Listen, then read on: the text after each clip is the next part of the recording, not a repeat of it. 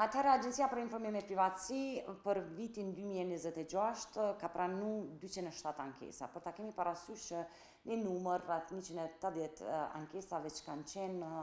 të bartura nga viti paraprak. Dhe në kuadër të trajtimit, ne për këto 207 ankesa që i kemi pranu për këto 4 muaj, 63 janë mbyllur dhe janë mbyllur 131 ankesa të vitit të kaluar, që në total ka rrit numri prej 194 ankesa të mbyllura në sektorin e qasjes në dokumente publike. Kemi 142 ankesa të tjera të cilat janë në proces, kemi vendime përfundimtare 63 dhe vendime aprovuese 7. Vendimet aprovuese janë vendime të cilat thjesht e detyrojnë institucionin për ofrimin e qasjes. Në bazë të statistikave, agjencia mbetet me trendin e njëjtë të ofrimit të qasjes për qytetarët, pra marrjen e informacionit pa pas nevojë të shqiptimit të gjobave. Ende nuk kemi shqiptuar asnjë gjobë këtë vit në qasjen dokumente publike, çka do të thotë që ato gjitha ankesat që janë trajtuar është ofruar qasja nga ana e institucioneve publike. Ndërsa, sa i përket mbrojtjes së të dhënave, kemi pranuar rreth 32 ankesa këtë vit, domethënë shihet një trend i rritjes numrit të ankesave nëse krahasojmë me janarin e vitit të kaluar, apo 3 mujorin e vitit të kaluar. Kemi lëshuar 29 vendime për këto ankesa dhe njoftime për shkeljet të dhënave janë 21 që kemi bërë deri më sot, dhe po ashtu 21 vendime të nxjerrura, janë 34 inspektime të kryera në divizionin e ankesave, pra inspektime në bazë të ankesës, dhe kemi rreth 26 inspektime të rregullta në bazë të planit të inspektimeve që i bëjmë. Mbetet sfidë për Agjencinë për Informime e Privatësi numri i kufizuar i stafit. Ta keni parasysh që operojmë me 6 inspektorë dhe mbulojmë gjithë territorin e Kosovës, kontrollues publik e privat, por edhe persona fizik që mbledhin të dhëna personale për qëllimin e kryerjes së veprimtarisë së tyre. Dhe në sektorin e qasjes në dokumente publike apo në departamentin ku janë 2 sektorë, njëri është për monitorim dhe tjetri për shqyrtim të ankesave. Në shqyrtim të ankesave kemi 3 zyrtarë dhe drejtorin 4, duke mbështetur atë edhe me zyrtarë të tjerë të cilët janë të angazhuar me punë dytësore. Në përgjithësi, mbesemi në kapacitete të kufizuara qoftë humane, pra që janë profesionistët, njerëzit që kryjnë punën, por edhe në kapacitete shumë të kufizuara financiare, që po na mundson tashmë edhe ngushtimi i këtyre projekteve që përpara agjencia ka pas shumë projekte të cilat e kanë ndihmuar agjencinë në fushata ndërgjegjësuese rreth qytetarëve për të drejtat e tyre, pra drejtën e privatësisë dhe drejtën e informimit. Tani me një buxhet të njëjtë, të cilin pothuajse na përcjell çdo vit i njëjti buxhet, është e pamundur dhe në pamundësi të projekteve siç e kemi pas vite më përpara, domethënë do të mbetemi peng i kësaj pamundësie buxhetore për t'i vazhduar fushatat ndërgjegjësuese, e sidomos tek mbrojtja të dhënave personale që përsëri bëj thirrje tek gjithë qytetarët, kontrolluesit publik e privat, të kenë kujdes se si po e përdorin internetin e hapur, në veçanti aplikacionet të cilat kanë për bazë inteligjencën artificiale, të sigurohen në çështjet e dezinformimit përmes përdorimit të teknologjive të reja që duken shumë reale, në fakt nuk janë të vërteta, dhe të kenë kujdes tek fëmijët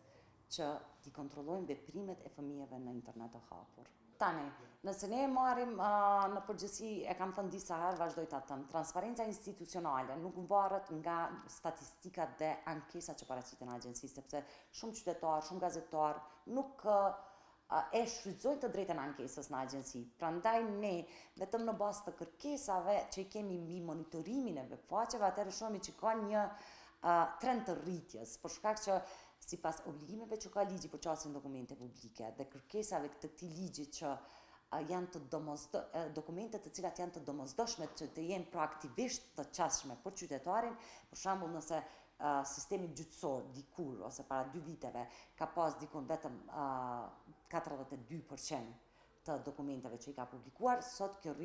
përqindje ka shkuar rreth 70%. Domethënë është një grafik e tërë e ndryshimeve që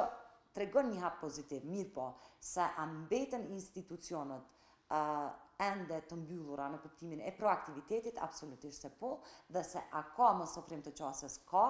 nga se edhe kjo na tregon vetë numri i ankesave që është e na, që jo domosdoshmërisht e tregon veç mbylljen institucionale, por e tregon edhe ndërgjegjësimin qytetar që e din se ekziston agjencia dhe mund të ankohen në agjenci. Prandaj nuk kemi një raditje të institucioneve se kush është më pak ose më shumë transparent, qoftë për nga aspekti i qasjes proaktive, pra publikimit të dokumenteve publike, qoftë për nga kërkesat që u bëhen për informacionet të saktuara. Fillimisht na kërkesat buxhetore i çojmë çdo vit. Pastaj edhe në rishikim buxhetit. Në planin e performancës e parashojmë buxhetin dhe tregojmë sfidat që i kemi. Në raportin vjetor që e çojmë, tregojnë sfidat në të cilat përballemi, që do të thotë që çdo herë janë të paraqitura të paktën 2 herë në vit kërkesat tona për buxhet shtesë. Nuk kemi pas ndonjë përgjigje direkte pse nuk po na jepet buxhet shtesë, por thjesht kemi pas një heshtje dhe një ndarje të buxhetit ashtu siç ndahet për institucionet në një dëgjem buxhetor që bëhet një herë në vit. Ndërsa se a kemi pengesa, absolutisht që është evidente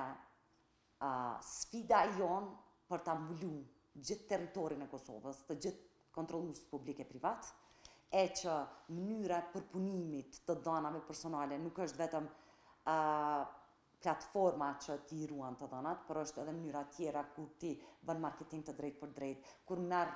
dhana personale përmes kamerave. Domethënë është një fushë veprimtari shumë e gjatë. Atëherë me 6 inspektor normalisht që jo vetëm që është sfiduese, por pothuajse është e pamundur të plotësohen të gjitha kërkesat në raport me mbikëqyrjen e zbatimit të ligjit. Gjithsesi, përkundër krejt kësaj, ne duke qenë se tashmë e kemi edhe platformën digjitale për rrjetjen e dhanave personale që i monitorojnë rrjedhjen e dhanave nga ofrues të ndryshëm të internetit në territorin e Kosovës, edhe kontrollues të ndryshëm. Kjo na ka shërbyer si masë parandaluese, apo edhe i kemi njoftu kontrolluesit se kanë rrjedhje të dhanave dhe të ndërmirën masat e sigurisë. Domethënë, kemi planifiku, kemi fut në funksion platforma të atilla që na ndihmojnë në mbikëqyrje të zbatimit ligjit mbrojtjes dhanave përmes zyrës, domethënë përmes kompjuterit, jo me inspektime fizike. Gjithsesi kjo është një pjesë shumë e vogël që e mbulon fushë veprimtarin e inspektimeve dhe përkundër tash që kemi pas, vazhdojmë të kemi vetëm 6 inspektor, nuk ka sektor në Kosovë me cilin nuk kemi punuar, me cilin nuk kemi ofruar trajnime, ku nuk ka zyrtar të dhënave, domethënë pothuajse mos flas sektorin publik, po edhe në sektorin privat, të gjithë kanë zyrtarin e mbrojtjes dhënave. Ajo që ka mbetet sfidë është ndërgjegjësimi qytetar. Qytetarët ende nuk e dinë rrezikun që mund të sjellë përdorimi i të dhënave tona personale ndaj dikujt. Ende nuk e dinë se si mund të përdoren apo keq përdoren këto dhëna dhe çfarë ndikimi negativ mund të kenë në jetën e tyre, që nuk është vetëm një bullizim, nuk është vetëm një linçim, por thjesht është një tjetërsim i unit apo i personit dhe qenjes njerëzore në botën virtuale. Duke qenë se na me vite operojmë me një buxhet të njëjtë, domethënë kjo krejt çka ka shkaktuar është ngadalësimi, mund të them, i proceseve, e sidomos ndërgjegjësimit qytetar, edhe mbajtjes së këtyre trajnimeve, por ndryshe pjesa tjetër ne kemi vazhduar me këto kapacitete të punojmë njësoj siç kemi punuar, sepse buxheti i pagave nuk është prek ndonjëherë normalisht, por buxheti i kodit për malla shërbime që është kruciale për me mujt na me bo edhe platforma të reja, për me mujt edhe me bo ndërgjegjësime, fushata të ndryshme, për me mujt me trajnu njerëz, normalisht që kanë ndiku. Por nuk është se ka pas ndonjë ndikim direkt siç mund të ketë pas në institucione tjera.